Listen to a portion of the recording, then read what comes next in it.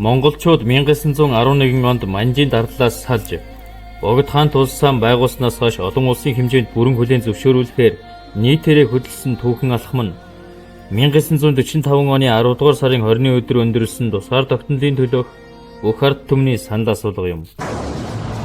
Дэлхийн 2 дугаар дайны дараа Ялтын уулзалтаар Сталин, Рузвельт, Черчилль нар Монголын статус квог хадгалахыг зөвшөөрч улмаар зөвлөлт хятад 8 дугаар сарын 14-ний гэрээгээр гадаад Монголд ард түмний санал хураалт явуулна гэж тохиролцов. 3 их гүрэн зөвлөлт холбоот улс, Америкийн нэгдсэн улс, Их Британи Монголын статус квог хадгалахыг зөвшөөрсөн. Зөвлөлт холбоот улсын хил Сибирийн төмөр замыг хамгаалах, Японы эсрэг дайнд зөвлөлт холбоот улсыг оролцуулах, Монголд ард түмний санал хураалтаар олон улсын эрх зүйн баталгаа олгох зорилготой байв.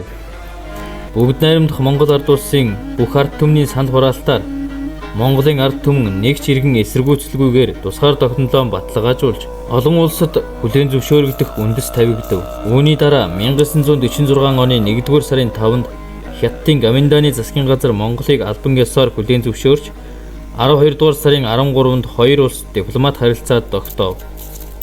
1949 онд Хятадд ардын бүгд найрамдах улс байгуулагдахад бүгд найрамдах Монгол ард улс дипломат харилцаа шууд тогтоож хоёр улсын харилцааны шинэ үеийг эхлүүлсэн. 1950 онд зөвлөлт Хятад хоёр гэрээ байгуулах үед бүгд найрамдах Монгол ард улсын тусгаар тогтнолыг бүрэн хүлээн зөвшөөрч буйгаа албан бичгээр мэдэгдсэн нь Монгол улсын бүрэн эрхт байдлыг олон улсын түвшинд нэг мөр баталгаажуулсан юм.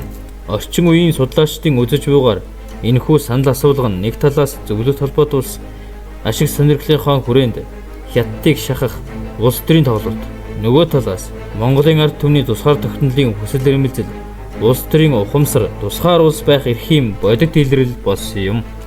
Манай бүгд найрамдах Монгол ард улсын бүх ард түмэн өсөж тусгаар тогтнолын асан төлөвлөн шалтгаангүй нэг хайтайгаар бат нэгдэхлээр дэлхийд дахны өмнө батлан хэлж байна.